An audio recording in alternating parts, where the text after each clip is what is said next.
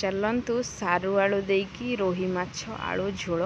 तैयारी करवा से माछटी 1 किलो माछ अच्छी ताको भल भाव धोई देकी लुण हलदी गोले कि समय रखीदेली तापरे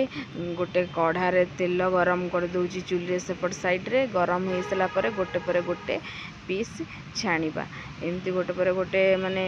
जल्दी छाणी हो चूल्हे रोषे कले बहुत टेस्टी लगे से आज चूल्हे ही रोषे होची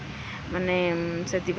चूल्हे रोषे करिया भल लगे माने टेस्टी लगे बोली चूल्हे रोषे करिया दिने दिने करिया बहुत भल लगे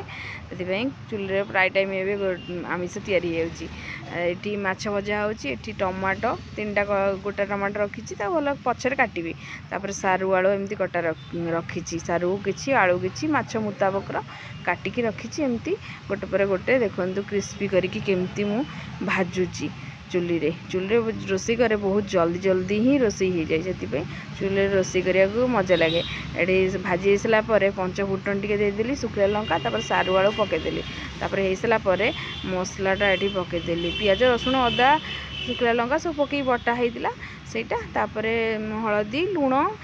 जीरा गुंड सब जमती माछपाई मसला दरकार पकईकी टमाटो पकईकी भल भाव देखु मु कषुची